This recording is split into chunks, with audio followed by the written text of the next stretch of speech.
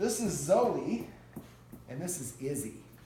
And we didn't really work with Izzy that much during the session, but I'm going to talk about her in this video because I think she's a contributing factor. These two have gotten into some fights. That's primarily the reason I was called in. Now, the video above this, I went over some tips to help Zoey on walks. She has also reacted to dogs on walks, but I think we're actually dealing with multiple issues here. That pawing at me, not ideal. And their nails are both pretty long. Be careful of that. If the nails get too long, they can actually split. You sometimes have to amputate the nail, and that requires surgery, which we prefer to avoid. All right, so also the way that they're both interacting, you might want to teach them a leave it exercise. If we do set up a bat session later on, which we probably need to, I could go over that with you guys as well. But in this video, this is the roadmap to success. I wanted to go over summarize all the little things we went over during the session. Now, the dogs are getting a walk. Really, she's getting a walk. She's not in the morning. And dogs, exercise is best sprinkled throughout the day. Now, she is more energetic. She has longer limbs, and just breed-wise, she needs more exercise than she does. So I'd like the guardians just to walk them every day around the block together. Make sure no dogs in front, no dogs behind. For dogs, whoever's in front is perceived to be the leader, and we can get a rivalry situation on it. Now, since she has little legs and she doesn't have as much energy, we walk around the block, we drop her off, then we continue going for a longer walk.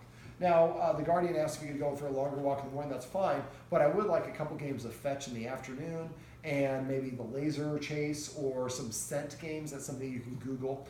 It's a great way to burn energy because they're using their nose. And so I'd like you to try to arrange that maybe about, after you get home from work, maybe 2 or 3 times, so maybe about 2 hours spaced apart. And so a little bit of variety.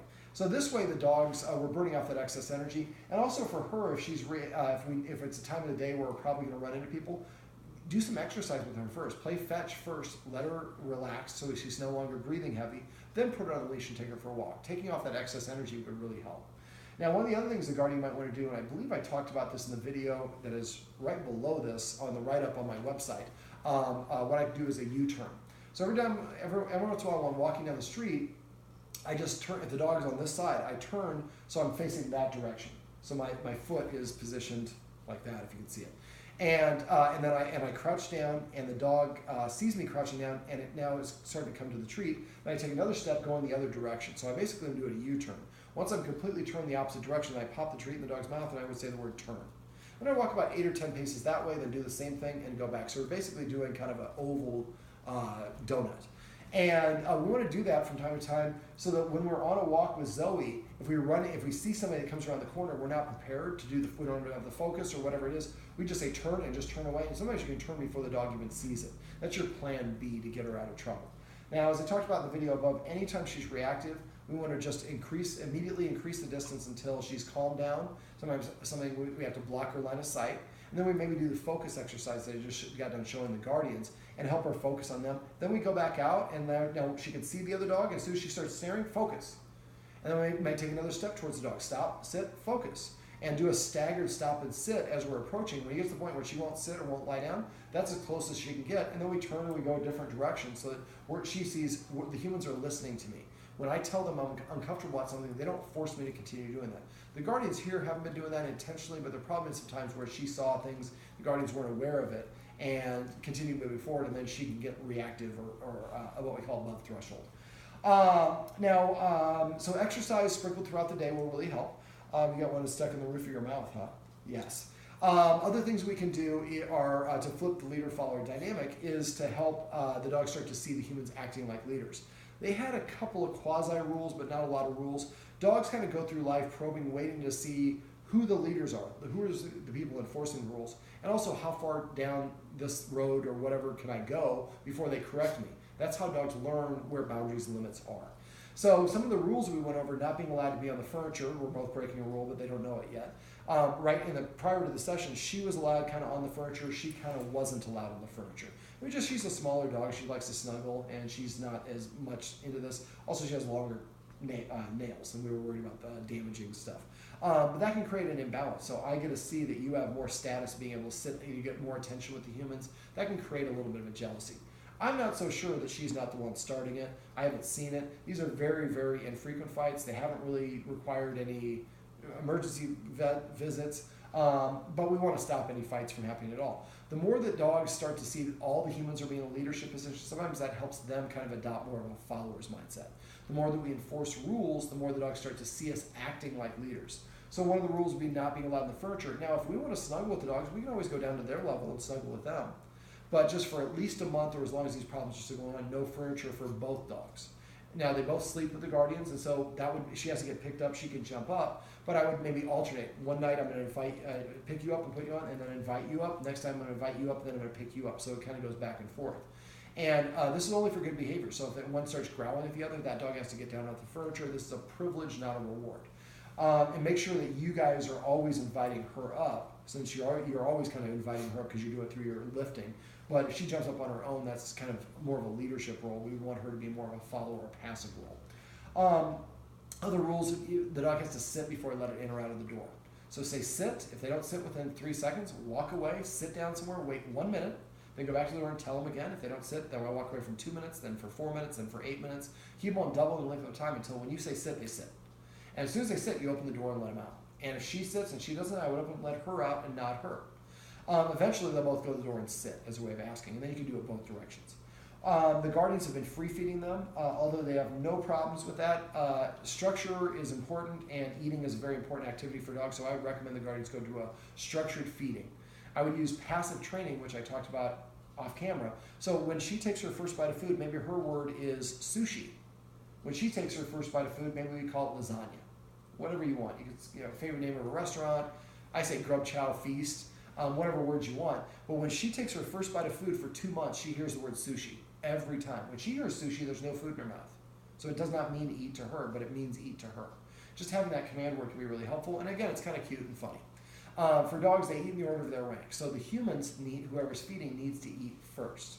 Now, if you're not going to eat a real meal, just get a chip or cracker, something you can munch on in 5 or more bites. Don't fake it, and it can't be smoothie or coffee. There has to be food. They'll smell it.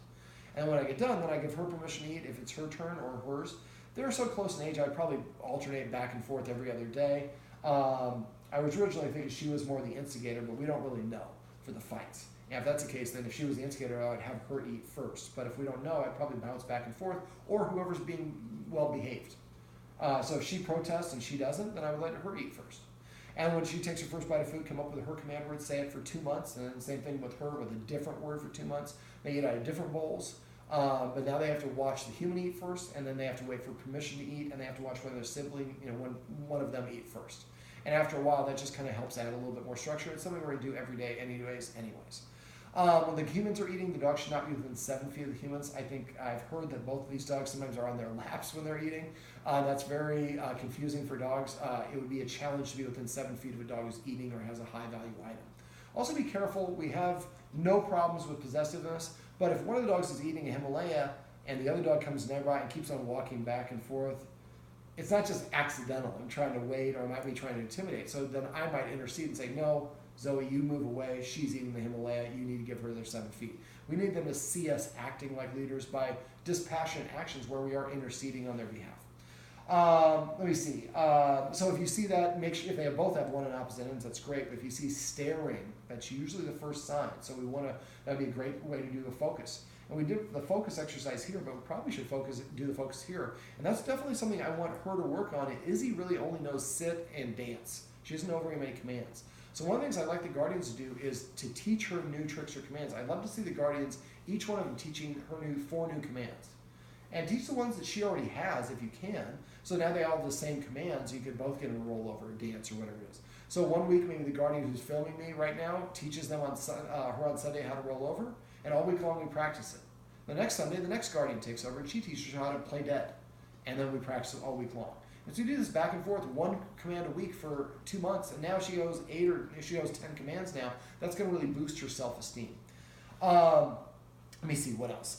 We went over passive training as well as petting with a purpose. Passive training is asking the dog to come to you or just waiting for the dog to do something organically and rewarding it. So she doesn't always come. So when the guardians are out in the backyard doing some yard work, they should have a pocket full of treats. Not a pocket that's going to spill out when they lean over. But every time she comes over, give her a treat and say the word come, or just pet her and say the word come. And so after a while, all day long, every time I come to them, I get a treat. And she do this inside too. Every time the dog sits, pet it and say sit. Every time it lays down, pet it and say crash, or whatever your word is. After a while, that puts it in context and motivates the dog to want to do that. And for petting with a purpose, if she's licking, or well, she likes to lick a lot. If she starts licking in the bed and the guardians don't like it, now you have to get down immediately. Remember, you have 3 seconds to correct or reward the dog. If you wait, I gotta finish. No, the dog guy said I gotta take the dog off the bed because he's licking me. No, I totally want to see that. I'll come by. Yeah, I'd love to see your new car. No, I'll come by tomorrow. Okay, yeah, the recipe's in. You've blown your window. So hold on, put the dog down, and then get back on the phone. Timing is everything. 1/3 of a second should be your target. 3 seconds is the maximum. Let me see. We also went over, one of the things is she likes to sit in an area by the fence in the backyard, and she kind of they bark at people who are passing by. We kind of have an area where there's a lot of traffic. So one of the things we can do is actually have somebody get some string cheese. I like to use string cheese because you can chop it, it's white, so you can see it really easy when you're throwing it. And just have people on either side of the fence, and as soon as somebody walks by, say, hey, my dog likes to bark at strangers. Can you just throw this piece of treat over the cheese over the fence? And after a while, the dog starts to associate when people come, they're delivering cheese. They're not, invaders. They're actually, I shouldn't be barking at them at all. I should be tipping them for crying out loud. Now, both of them bark when people come to the door. She jumps up on an ottoman. She just kind of stands up the window. So there's a window in the front that kind of looks out. The guardians may want to take a piece of white paper and put it at the bottom part of the window, so when she stands up or gets on the ottoman, she can't see out. We want to take away their ability to practice being a leader or being a guard dog. Now, the video above, we talk about counter conditioning and things that we can do for her on walks. Carefully for your finger. Does they get excited before the walk? Okay. When you're leashing them When up? you go to Okay. get the leash. Mm-hmm. Okay. So if that's the case, excited is not necessarily happy. A lot of people confuse excited for happy when it comes to dogs, but a dog can be happy and calm, and be excited and not happy. So when you're walking to where the leash is, as soon as she walks in front of you, that's the leadership position. Whoever's the leader is in front. So start walking towards where the leash is. Don't narrate. If we're going to go for a walk, you want to go for a walk? Let's go for a walk. So if that's the case, she normally does. Don't say that when you're walking her, but say walk 100 times a day when you're not putting the leash on. Break the association. So when I'm walking where the leash is, as soon as she walks in front of me, I turn around and sit down. I don't say no, I just sit down, and I lose interest. It's best to do this at times you're not actually going for a walk, so you don't care if you stop. And then as soon as she comes back, then you get up and walk, and she's calm. You get up and walk back towards where the leash is. Keep on repeating this until she stays behind you the whole time there. When you get there, tell her to sit. When she sits, reach for the leash. You won't even make it to the leash. She'll just reach your hand up and she'll get up and wiggle. Put your arm back down, tell her to sit. If she doesn't sit within 3 seconds, walk and sit back down. Repeat the whole process. And at first you might only, if the leash is here, at first I might only reach this far, then this far, then this far, and this far. Then I can actually pick it up and she gets excited, put it back. When I can actually pick it up, I jiggle it a little bit and she's got to stay seated the whole time. Then I attach the leash. So that way she gets used to, well, sometimes we get leashed up and we don't go for a walk. So try to shoot for like 2 or 3 times a day where she gets leashed up where she doesn't go for a walk. So we break that association. And she was also not a big fan of the car. And so one of the things a guardian might want to do is practice putting in the car. Now what I do as a behaviorist, and the guardians can do this with a lot of different situations, is recreate the situation in the easiest capacity possible. So if she doesn't like going in the car, it might be motion sickness. It might be this visual of all these things passing by too fast. It might be that the guardian drives like it's a race car, and so she's bouncing around. So any of these things, or a combination of these things. So what we do is we get her used to getting in the car. So first thing is we just walk to the car. If she won't get in the car, just walk to the car, drop a treat in front of the car, and then she gets it, and we walk back in the house. Just in the garage, she can be off leash. Keep on doing that until when you open the garage door, she just runs to the car. Next step is when I open the door and I put it just right there, right inside the car, door jamb, and she comes and licks it off. Then each time it goes a little bit further, a little bit further, a little bit further, until eventually she has to put a paw on, then 2 paws on, and then she eventually gets in the car. We close the door, break it down in individual steps. The next thing is be starting the car, but not going anywhere. Keep on doing that until she's nice and relaxed. Yeah, she's nice and relaxed now. And then eventually maybe put it in park, drive reverse. Then the car will lurch a little bit. Don't go anywhere. Put it back in park, and then it'll lurch a little bit, and then give her a treat, and then exit the car. And eventually it gets to the point where you can back the car in the driveway and then come right back up. And do that until she's relaxed for that. Then we maybe go around the neighborhood, but just letting the car idle, not actually using the gas or the accelerator, no hard turns, no hard braking. And help her get her sea legs if it is motion sickness, or if it's a visual, or now she doesn't like going in the car because then I see these things going by really fast that are trees, and it freaks me out. So then we practice by driving very slowly in the neighborhood. Instead of going by like this, go by like this. And I can process it and deal with it. So always try to recreate the situation that the dog failed in, but control the elements, remove as many elements as you need to make it the easiest capacity possible. Then help them practice the first step over and over and over again until they do that first step consistently. Only then go to the next step.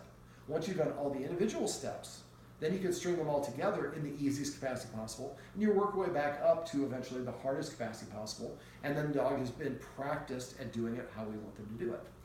Let me see. The leave it exercise I talked about, it'd probably be a good idea to teach them that. I talked to the guardian about getting some hard chew toys. She she only has one, and that might be a contributing factor. Anything else I can think of? You can think of? Dog bed. We showed her how to go to Germany, which is the name of the dog bed, and have a dog bed in each room in the house. Make sure when you get the dog bed, again, a flat one, no, that's a foam inside. Get a light color, like a light cream, a gray, or a white, and no pattern. And then again, throw the treat on there to get her to go there. Leave a treat there at times. Every time she licks it up, we say the word Germany. Now we might have another one in another dog bed, another room. That might be Switzerland, or Poland, or whatever it is. So come up with a different name for each one of the dog beds, so the dog actually can say Poland. And the dog knows that means go in the basement, in the corner room. There's a dog bed there, and so it's pretty cool. We have a vocabulary. Sometimes I also teach the dog to go in and out. So to do that, I would go to the door and touch the dog's nose with a treat and toss it right outside the door. When she goes out and licks it up, say the word yard or outside. And then step outside, touch it, and then toss it inside. When she goes in, we say house. If I want to teach the dog to get off the furniture, I just go like that. Off. Remember, anytime the treat goes in the dog's mouth, they should hear the command word after it goes in the mouth, not before. You want to come back up? Can you make it up? No. Yes. And I think that the guardian said, yeah, she can. She's got some ups. So I think, and because she's such a cute dog, a lot of people do things for the dog, and they think they're doing them a favor, but it really kind of, you're catering the dog, and it kind of can confuse the dog and think it has more authority, which is, I think, why petting with a purpose would be so important. Remember to use those watchwords. Paycheck means I think you've forgotten to ask the dog to do something, and that person would stop petting, ask the dog to sit, and then pet it under his chin, and say just the word sit. Recognize means the dog did something you missed an opportunity to reward, so make sure we do that. Just turn it, if somebody says recognize, I would just say crash, because they're both laying down. So just say whatever it is that they're doing. And get in the habit as much as you can of rewarding desired behaviors. Every time the dog comes to you on its own, pet it, say come. Sit. And again, for her, I think teaching her these new command words, as well as a focus. If they both know focus, and you see one of them staring at the other one, you say focus, and they both look up at you, you just took that away. That's pretty much it. I think that's just about it. So now if you have questions or things stop working, I want you to call me or text me. If I don't hear from you, I assume that means everything's going great. So with about thousands of clients, I just can't follow up with everybody multiple times. So I'm going to leave them in your ball in your court. Now it should take about a month before you really start seeing real definitive results. She is on doggy Prozac. The guardians have not really seen that much of a difference in her. So I would probably recommend removing that and do it through your vet. You shouldn't just ever drop it. It needs to be gradually dissipated. And then start a journal for the fights. Anytime there is a fight, immediately afterwards, write down, once they've calmed the dogs down, everybody's safe, write down what time it was, where the location was, how high were the dogs, were there any high value items, were there any things that could be stressing the dogs out, how much exercise the dog had before or after. Sometimes you start seeing trends. So one of the guardians here works in healthcare, so she's very used to chronicling and journaling things. And I think that skill set will really help in this regard. Then we can start looking back and we start seeing, because I did see here multiple times that there are fights that happened. There seemed to be some height involved, which is why I think removing the furniture, at least temporarily, will be beneficial.